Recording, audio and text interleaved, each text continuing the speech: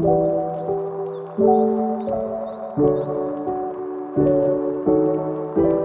yun mga kapeste, naipit pa tayo sa traffic at mukhang meron yatang mini accident. Wow, mini.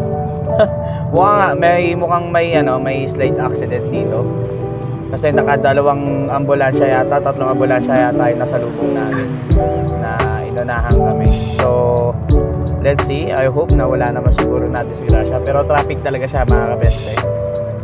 Kahit tingnan natin. So yun mga kapeste,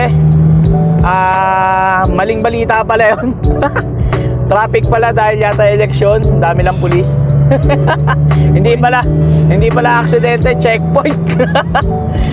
So ayan, walang aksidenteng nangyari. Checkpoint, tsaka mukhang dahil sa eleksyon ngayon maraming nagpaparada, kaya siguro traffic. So eto, papunta na tayo ngayon sa kliyente natin. Pero syempre dadaanan muna natin yung ating videographer, wow, and editor na si Allen. Hindi pwedeng makalimutan yung batang yon. At matagal-tagal din kami hindi nagkita, namiss ko sila. So yan, matagal ba yun? Matagal tayo sa lang 4 days. Ganon namin namimiss yung isa't isa. 2 araw lang nawawala, medyo naghahanapan namin. So yan mga kapeste, just enjoy the videos and sana may matutunan kayo. Salute! So yan mga kapeste, nandyan na si Allen. Ang tagal! Mukhang pa. Tinan nyo naman na forma, nakaputi ang kapeste Allen. Tinan naman, pampukpukan ang dating. Diba? So yun mga kapeste, kompleto na ulit kami. At yung iba nandun na po. Meron lang tayong kikitaing kliyente. Mag-meeting lang saglit regarding sa kliyenteng bago. So yun, norin ulit. Salud.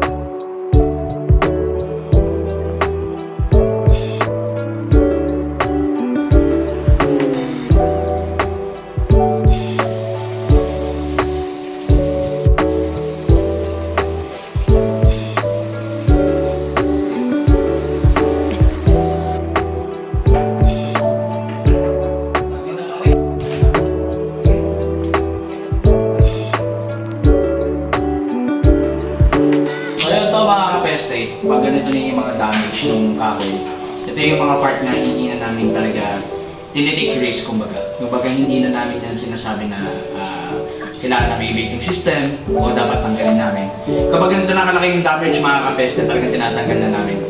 Kasi talagang actually wala na talaga siyang sink. Diba? Kung sasabihin pa namin ito na i-prevent pa namin o ililigtas pa namin, wala na kami ililigtas dito kasi talagang totally open na.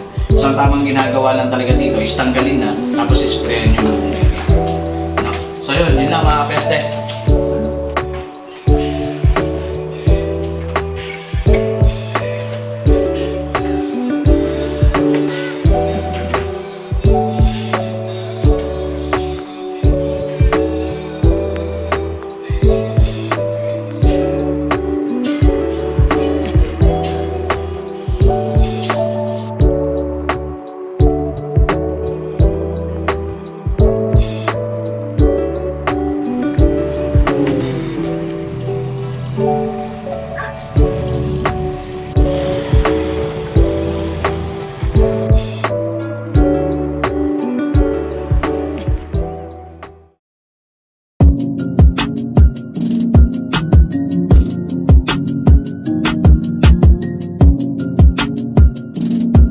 Yun mga kapeste, I'm Ron. And I'm Chris. So yun, sa lahat ng gusto subukan ng service ng H-Solution Pest Control Services, ocular inspection is free of charge, no? At para updated kayo sa lahat ng aming videos na i-upload regarding sa aming lahat ng ginagawa, supportan nyo kami. Please like, share, and subscribe sa lahat ng aming social media platform, and i-follow nyo na rin po kami sa lahat ng aming mga social media platform.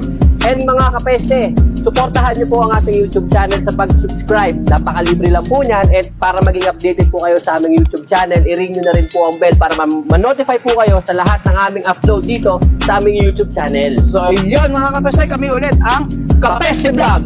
Salute!